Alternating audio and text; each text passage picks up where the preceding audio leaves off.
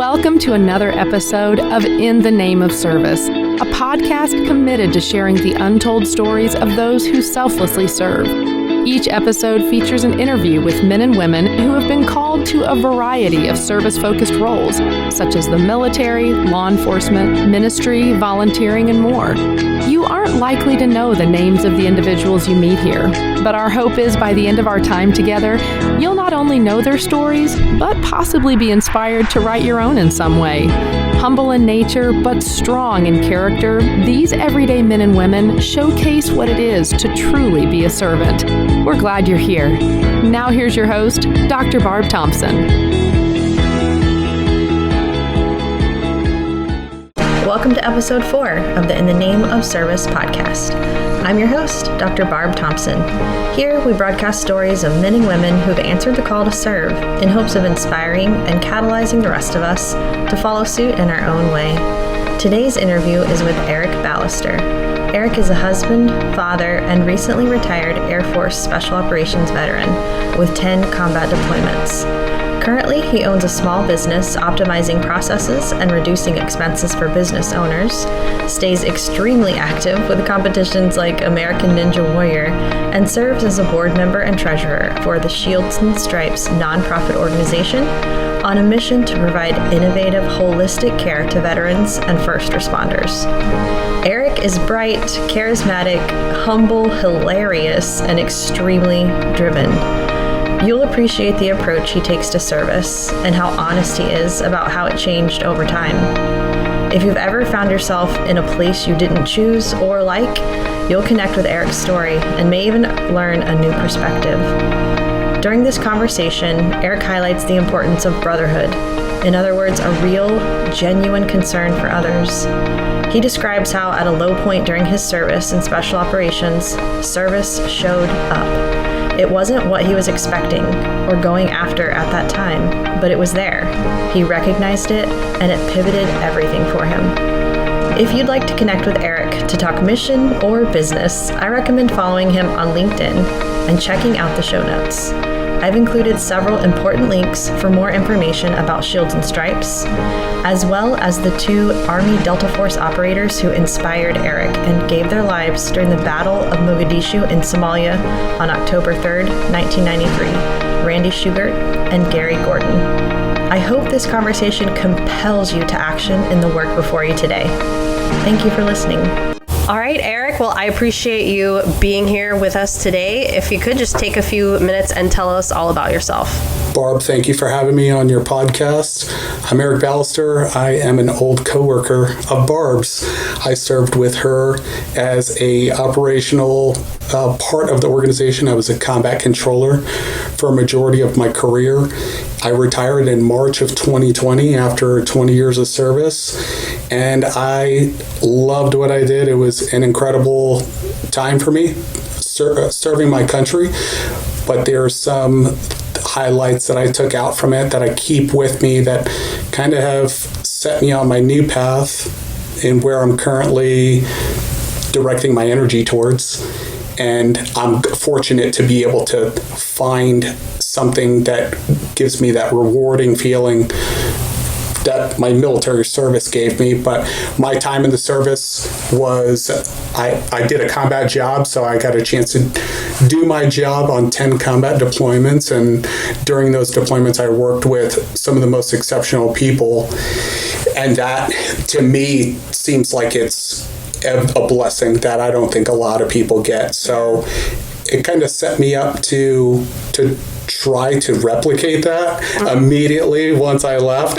But obviously I've learned a lot, and setting this expectation on this next season of my life to mirror exactly what I just came from is probably not the smartest idea. You might be searching for a long time, but yeah, that's a little bit about me. I'm currently living in Arizona. I relocated from Fort Bragg, North Carolina, my last duty station, picked a family up and moved back home to my home of record, Arizona, where my wife and I currently reside, and my son too. I have a 21-year-old son named Eric as well. Well, you don't just end up in places like you ended up in the military. Could you take us through just what initially led you to serve? So you're growing up in Arizona, and then what?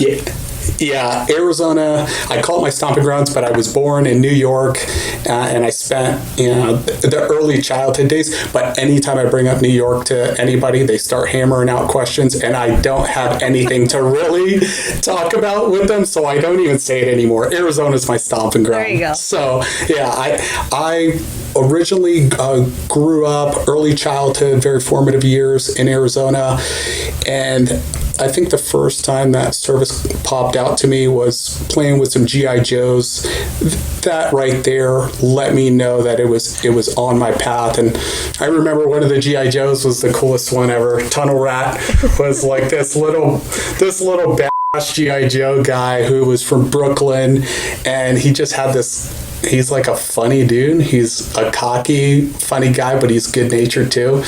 And he's a really small guy, but he was great at obstacle courses. So it's funny that now There's look just back. Nothing in common. Nothing at all.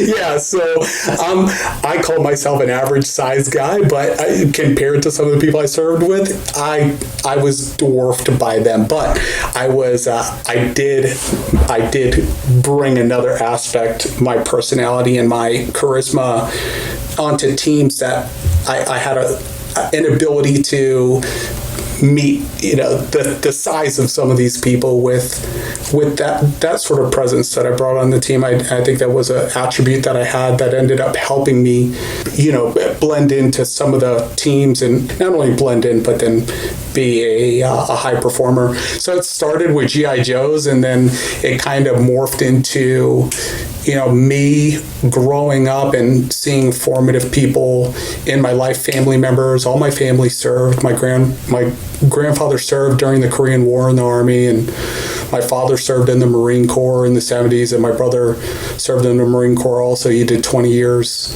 And the Marine Corps service was in my family. Yeah. And naturally, it was something that I was going to come to the point where I made a decision. My brother kind of helped me make that decision because he chose to join a year before I did, so it really lined me up. But I recognized also that I was looking for a profession with a warrior ethos, because my family instilled that in me, specifically my uncle. He instilled that warrior ethos in me, and then he also instilled a desire to serve. He served the family. He was the patriarchal role in our family, and never said no, and gave his back and his body and his youth to serving our family. So I recognized right there that there was honor in that, and there was honor in trying to be like him. And he was a national state champion wrestler. He's just hard as nails. Yeah, among other things. Yeah. So he had a big influence on who I ended up becoming in my junior high and high school years. And then I wrestled too. And I think, again, the act to serve was just reinforced, and that warrior ethos was reinforced through wrestling, because the team, even though it's an individual sport, the team is still supporting each other, and there's a ton of support that helps you perform, but you still got to be on your shit. You got to be ready to be really, really violent for the team. So there was something there that supported it. So it naturally pushed me to make the decision right after I graduated high school. I joined in 1999 and chose the Air Force because my brother chose the Marine Corps, so I couldn't naturally choose the Marine Corps. But I chose the Air Force is kind of helping me, work through that call to serve. It was powerful. You mentioned in your introduction, the 10 combat deployments, and since I know kind of where your career ended, I know you had many hurdles beyond, or I guess just different than those deployments as well. So can you talk a little bit about, with service, typically there's some type of sacrifice. What have those sacrifices looked like in your own life, in your family's life? yeah, my service meant certain things at certain points in my career. And I'll tell you what I thought service was when I first joined the military and what I understand service to be now. Oh, I would love you to do that. Yeah, there are a very, very opposing points of view and just a completely different motivation for wanting to serve. But the sacrifice was something that I'm recognizing. Now that I'm out of the military, I recognize all the sacrifice that I've had to make, and I never recognized that while I didn't recognize it when I was in. I only saw sacrifice as being a very particular thing, and that's losing your life on the battlefield. Right. And that was very important to me in the early part of my career, was understanding the sacrifices come from the people that fell in the battlefield, and it ended up driving a lot of my way that I showed up while serving was a way to honor what their sacrifice was. So initially, my service was to support and defend my country against enemies, foreign and domestic, to do what my brother was doing, and my dad did, my grandfather did. But it slowly transitioned within the first year of learning the stories about some of these that went before me and understanding the sacrifice that they had given for our country, and then wanting to honor them. So there were some pretty influential people in my life early in my career that I modeled my service off of, to say the way that I'm going to choose to show up and my impact that I have during my service is in honor to these individuals.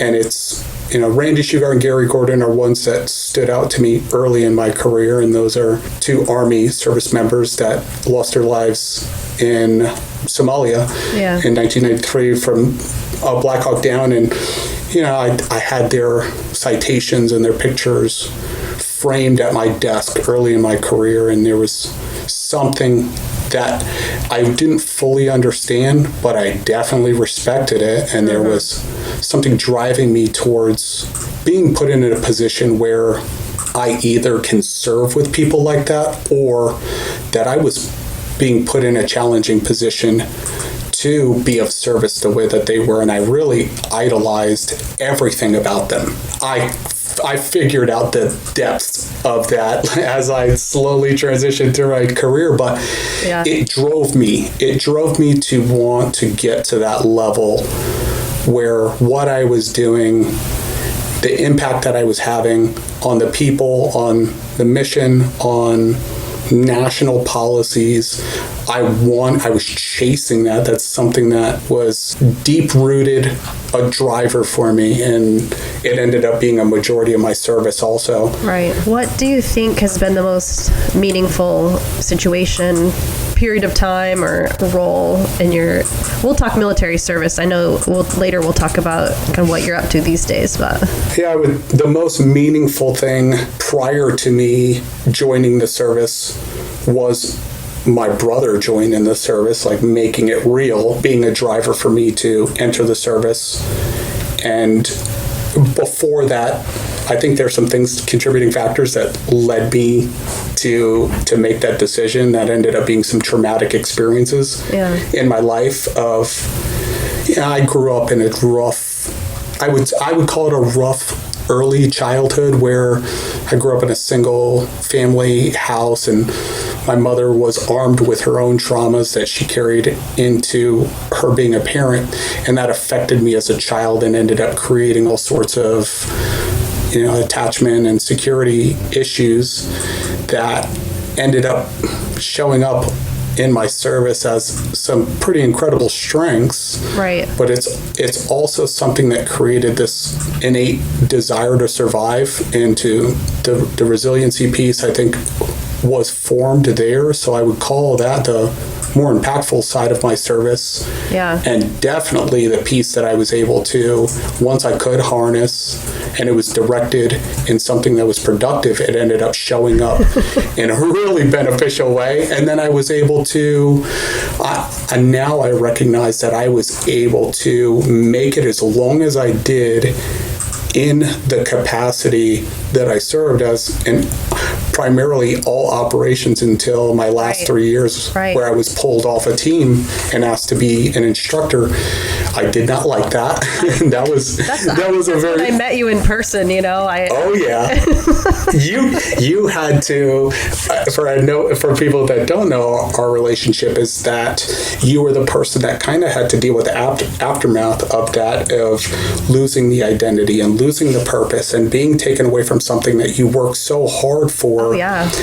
And you got the raw, unedited version of that to help me process a new type of service that was, voluntold to do. So prior to me going into the service, it was definitely my brother saying, hey, I'm going in, and then it was my mom helping with early childhood stuff, and then my mom assisted also with like, hey, if you're not working or you're not going to school, you got to get the out. So there was also a driver there to say, you need to figure it out outside of my house. You have choices, just none here. You don't have to go home, or you don't have to stay home. You definitely can't stay here. You could go wherever you want, just you can't stay here. Yeah. That's a good mom. Yeah, it helped. It definitely helped. Was there any point in time, you were very busy. Was there any point in time, during your military career where you thought that it was a poor investment? Yeah, I definitely thought when the decision was made for me to be removed from operational status, I thought right there that this is I'm no longer driving my impact.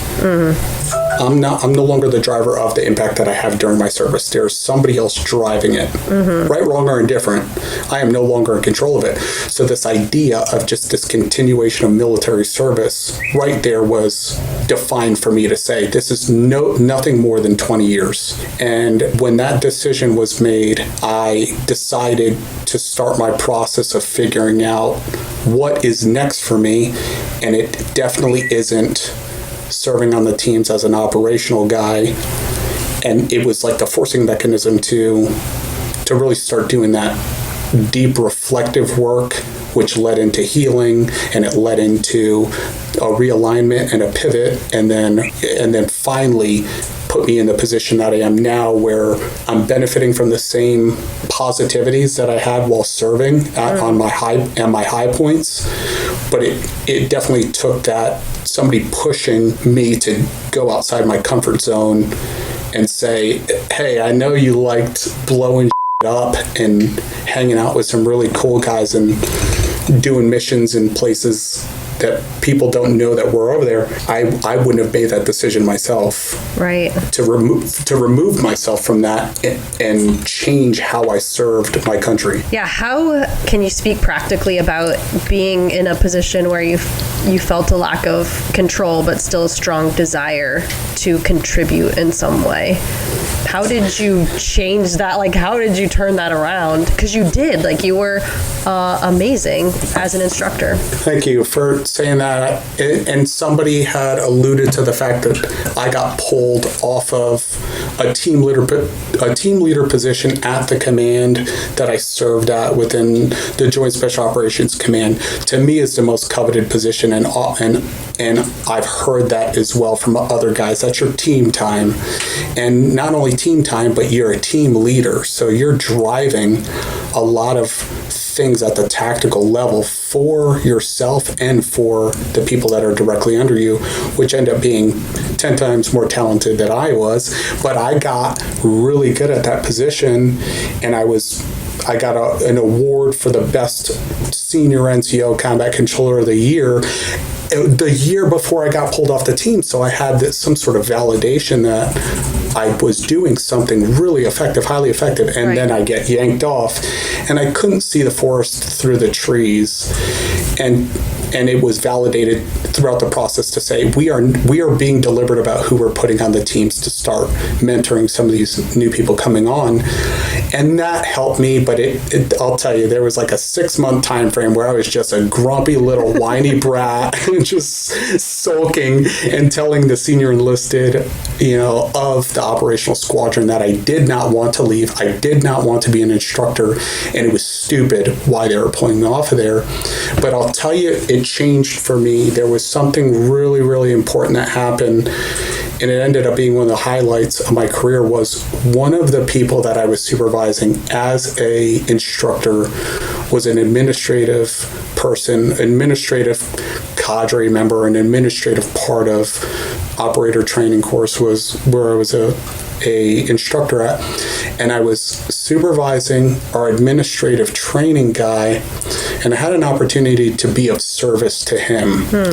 And that was the defining moment for me, where it stayed locked in my brain and in my spirit that service is unquestionable to me, but then service I ended up serving in a different way, where the person that I was supervising had just experienced a loss in our community. There was somebody that took their own life, and it hit him really, really hard. Yeah. And I saw he was struggling with it when I was giving him professional feedback, and I had the ability to empathize. And I did not have that ability for years. I became a fractured person, and after 2012, I was fractured. I had no access to empathy or to anything other than anger or rage. It was functional for you, but it was functional. Yeah. It was survival for me, but I could access that, and I ended up counseling him and being there as a mentor and being there as a supervisor, and gave him some counsel that ended up, to tell him, yeah, you're allowed to not be okay with this, and you also have some tremendous people within our organization that can help you out. So I opened up the capability or the potential for him to go seek counsel, and there's nothing wrong with that. Right. And he came back later on, a couple months down the road, and he thanked me for it. And he said, that changed a lot for me, and that helped me through something that I did not have the power to work through myself. So that was a defining moment for me, where I said, I can be really good at this. I can serve in another way. And I had a senior enlisted also, that was the senior enlisted of the training course, who also told me the same thing, but I was in my poopy pants, pouty boy we all phase. Have those times. Yeah, where I told him, okay, whatever, that's horse. You're just saying that so you can get me to be a contributing part of the team. I said, you don't have to do that. I'm going to do my job, and I'll work hard at it. I'm going to put effort into it. You don't have to sit here and tell me the strategic impact that I'm going to have and how much greater it's going to be. I'm like, whatever. Okay, are we done? Can I go back to being an instructor now? Yeah. But that was the defining moment where I recognized service shows up in a different way. And it was the thing that helped me when I got out of the military say that this is a way to serve. You can serve man, you can serve your brother, you can serve somebody who's important to you, who's hurting, that there's something you can do. That helped me move into that space and not necessarily getting shot at or I was going to say, deploying. You know what I love about that story is nobody trained you to serve in that capacity. Yeah. And you found it just because it was there, so no special training required for that. Yeah, I call it luck, but I also don't think anything that was presented to me in a way for me to be present to do something about it, I don't think that that's happenstance. And I do think that that's guided by the people that I honor during my service. I think they guide my actions, and they still guide my actions. And I'm aware of that I'm not completely I don't have everything to do with the ability to see that. It's always bigger than us. Right. Well, how do you see your role transitioning now? You've had, about 2 years out. You're across the country from, where you served previously. So how do you see your role transitioning now? So the way that it's transitioned now, and this has been within the past 2 years, is being a source of service, but my service looks more in the role of a salvation and not necessarily to problem solve or to be involved with international policy or failed diplomacy. I think my service looks like a form of salvation because I've navigated this space of healing after service, and I would call myself a good case scenario. So that's the way that I can be of best service, because I can speak to it. Right. And then I have some expertise now on both experiencing it and being part of an organization that has cracked the code or taken that intellectual property that SOCOM had created to preserve the force in the family, and taking that and bringing that out of the military to treat veterans and first responders. So, and this has all been while I'm trying to reclaim my own health. Right. So there's two things going on here. It's salvation of myself, but a salvation of somebody else, like the person that I was able to help guide them through some pain and some trauma while I was in. But I also needed to be healthy enough to see it and to hear it and to do something about it. So I've been putting on my oxygen mask first, but I'm also there to help others that are on this path potentially to recover their own health. How did you get started with Shields and Stripes, and where do you see it kind of moving from here? If you could just tell people about what you're doing with that and where you see it going in the future. So Shields and Stripes was an idea that was created from a teammate of mine early in 2019. was the interaction that I was having with an old teammate that I served with, who was in the process of getting out of the military and was going through the same exact thing that some high-performing dudes that are very nervous about the unknown, who you helped me out with that unknown space and how much anxiety and depression and everything's attached to that. I was helping him navigate that space by telling him what I was doing, and he's like, "What are you doing? What are your intentions? What's your direction?" And my direction was to come up with something that could help people reclaim their health. Yeah. And for me, that was coming up with a business plan that I developed for a business offering or service offering to the private sector for a corporate wellness program that utilized a lot of the holistic care of healing, but more along the lines of, hey, this is a return on investment for a company. Investing in a wellness program is going to get you this return. So that was the idea. And then as I was sharing that with him, I shared with him my process for doing that. So I went and got my master's degree. I got my MBA, and I bought a franchise so I can bootstrap my idea. And the way that I was going to execute it was I was going to communicate with one of the premier providers for those type of services in the wellness, specifically within corporate wellness, the industry leaders that are providing resources to Apple and Google.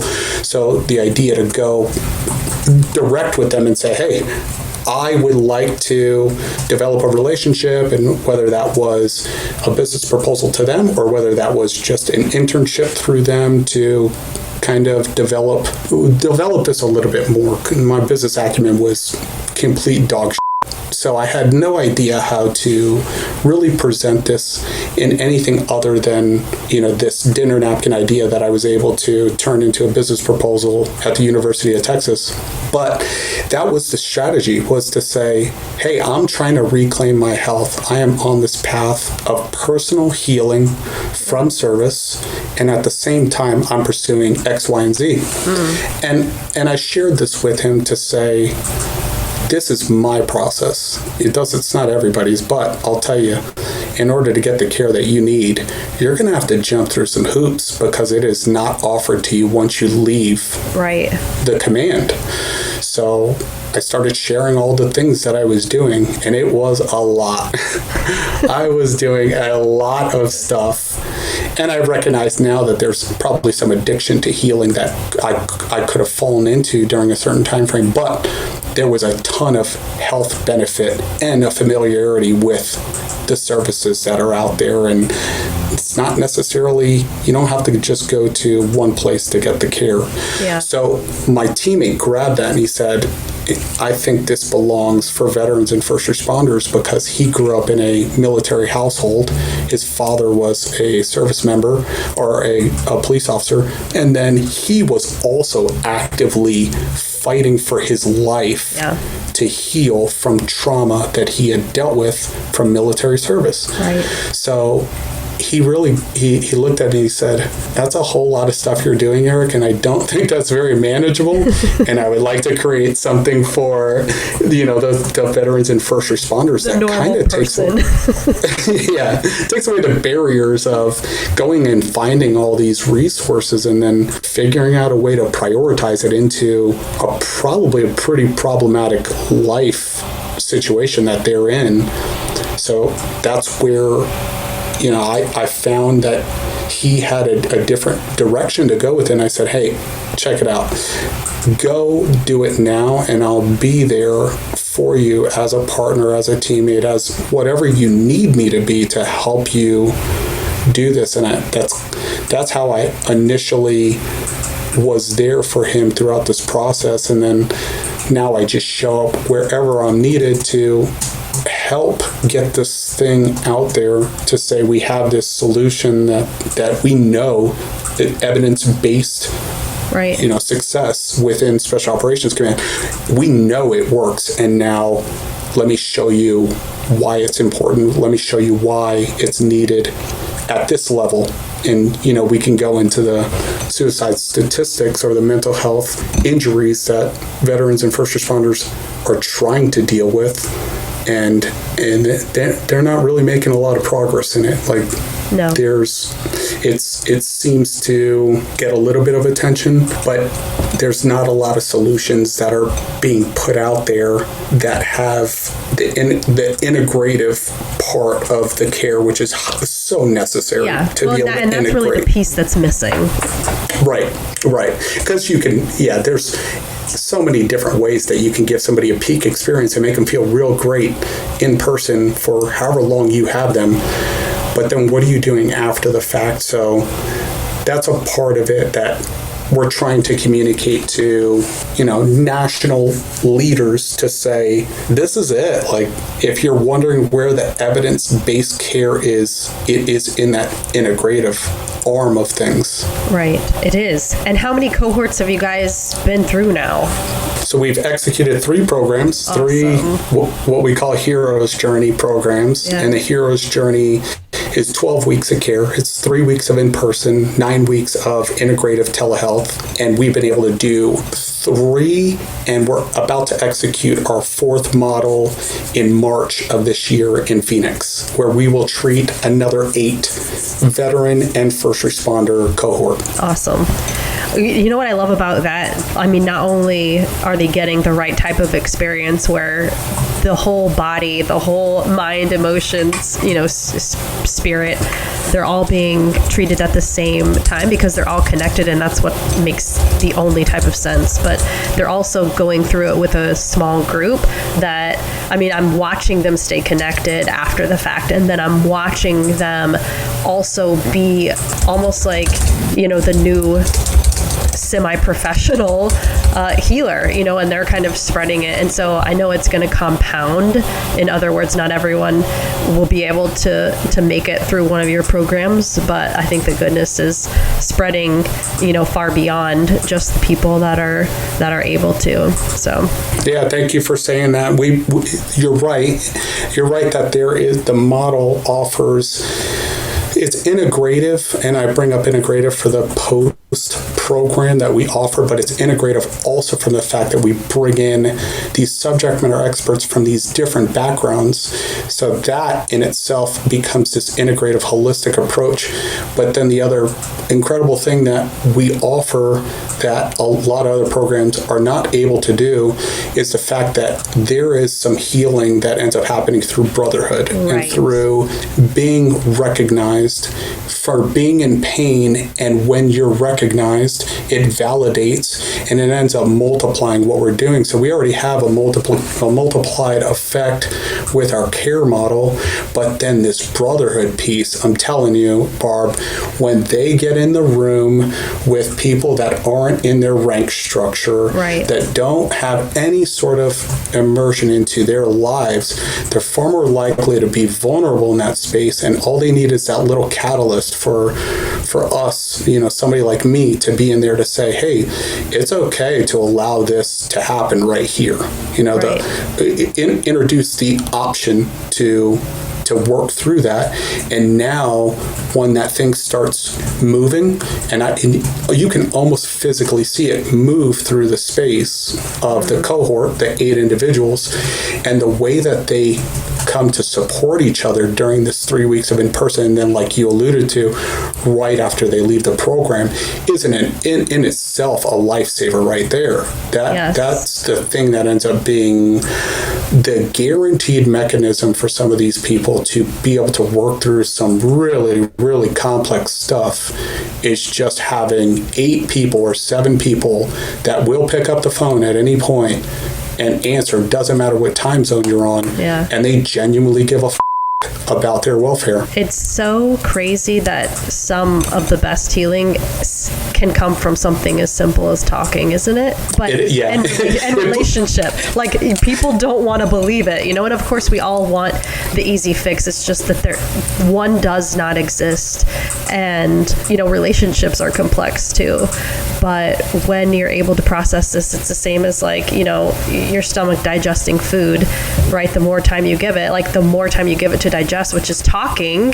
For people, it's talking. Oh yeah. Then you can actually work through it and get rid of the bad and keep the good, because as crazy as that sounds too, there's good that comes from it, and obviously all kinds of character and desires are built through the difficult situations that we go through. So anyway, what advice do you have for someone who feels the call, just like you playing with G.I. Joes maybe back in the day?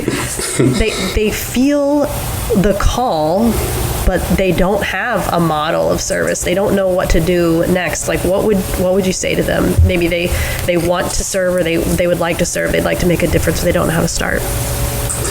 I'd say if anybody's lucky enough to have the call to serve, I don't think it doesn't happen for anybody. So you have to be aware of there is a desire, and if you can figure that out sooner than later, you will cut out so much pain from this continuous search for your purpose and what are you put on this planet to do.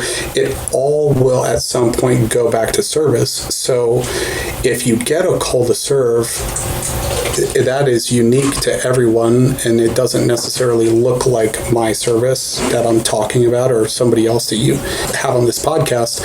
So if you get a call to serve, that is unique to you.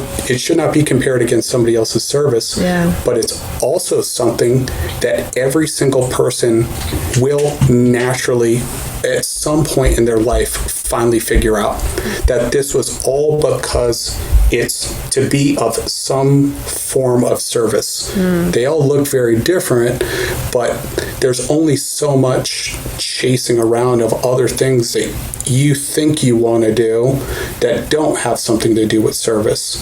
So if you can identify where your interests lie and you have a call to serve, it probably is important for you to pay attention to that, because it's a blessing. And if you can figure out what that is, you've won the game, the game that we're all playing to figure out, what we're here to do. Yeah. That's it. Awesome. Well, thank you so much for your time, Eric. It was great talking with you. Thank you so much, Barb.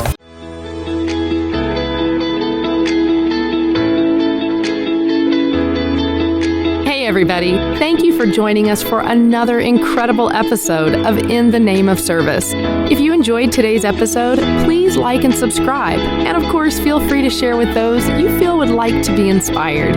Have a difference maker in your life that you'd like to see featured? Reach out to Dr. Barb Thompson at inthenameofservice@gmail.com. We'll see you next time.